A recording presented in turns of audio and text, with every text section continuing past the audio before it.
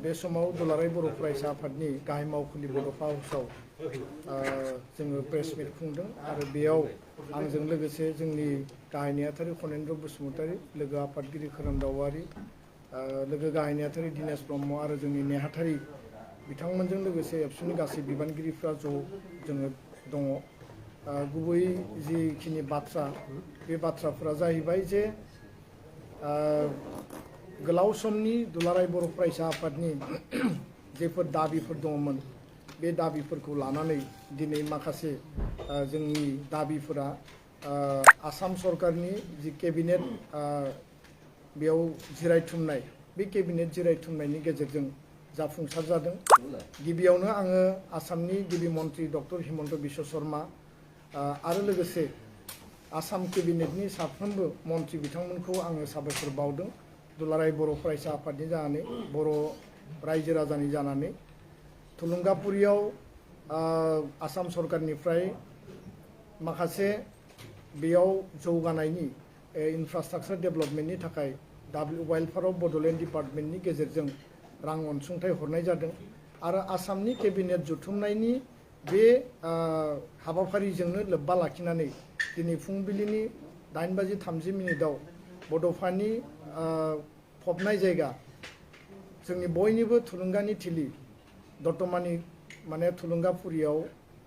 आसामनि गिबि मन्त्रि बिथाङा बेयाव नुजाहैयो आरो बाहागो लाहैयो आरो बेयाव फाउन्डेसन ले स्टन खालामनायजों लोगोसे बिनि सिगांनो बड'फानि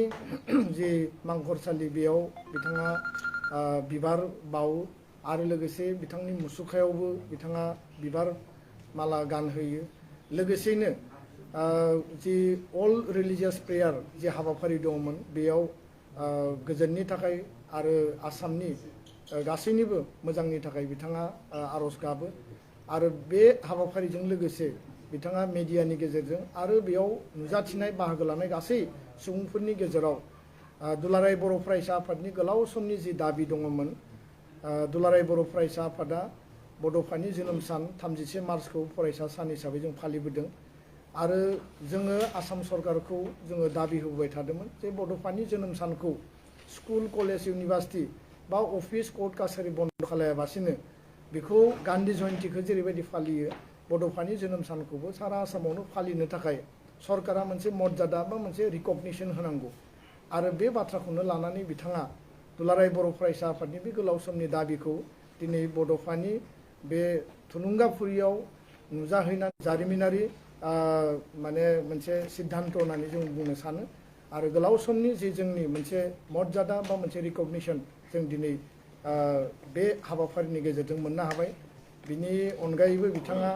बड'फानि न'खराव बरागारियाव बेरायहैदों आरो न'खरनि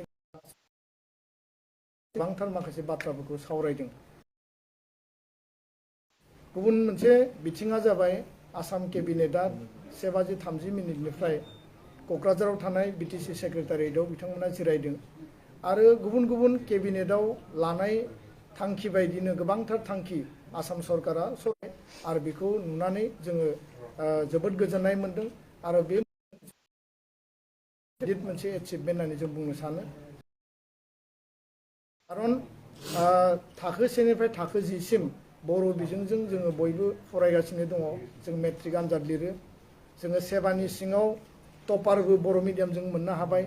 आरो मोजां पार्सेन्टेज लानानै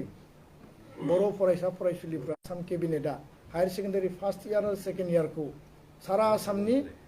बर' मिडियामनि हाई स्कुल जेराव single Bodo' medium high school दङ, जेराव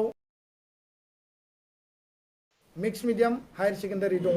माने क्लास 10 सिम मिक्स मिडियाम आरो हायार सेकेन्डारि बे गासैबो जायगायाव बर' मिडियामजों फरायनो हानायनि सुबिदाखौ जों मोनसिगोन आरो फैगोन बोसोरनिफ्राय बेखौ सरकारा खालामगोन आरो बेखौ दिनै गनायथि होबाय। बे जोंनि थाखाय एससि मालाबा ओबिसि मालाबा आनरिजार्भ खालामनानै होयो, जायनि थाखाय एसटि प्लेनाव सासेल' मोननानै साथाम साब्रै मानसिया बन्सित जानांगौ गोनां जादों आरो गोबां पस्ट क्रिएसन जानानै दिनै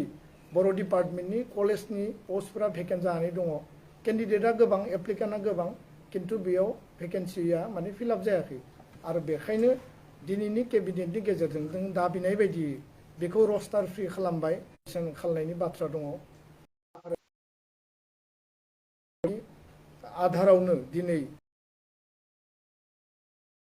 बिटिआरनि 26 जि माने कलेज दङ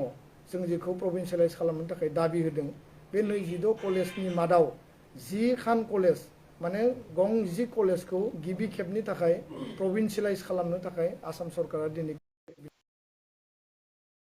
कलेजफोरखौ प्रभिन्सियेलाइज खालामनायनि जि पर्यायक्रमे जि प्रभिन्सियेलाइज खालामनायनि जि हाबाफारि बेखौ सरकारा लानांगौ बे बाथ्राखौबो जोङो सरकारखौ खावलायबोदों आरो जों दिनैबो दाबि लाखिदों आरो बेखौ लानानै जोंनि फोरोंगिरिफोरनि गेजेराव बा कलेज आरो स्कुल अथरिटिफोरनि गेजेराव जोंनि भेन्सार सेसन फैयो बे सरकारनि मोनसे गतानुगतिक रेगुलार बिथांमोननि मोनसे प्रक्रिया नाथाय क'क्राझाराव जानाय बर' हारिजों बा दुलाराय बर' फरायसा बर' थुनलाइ आफादजों दाबि जानाय बा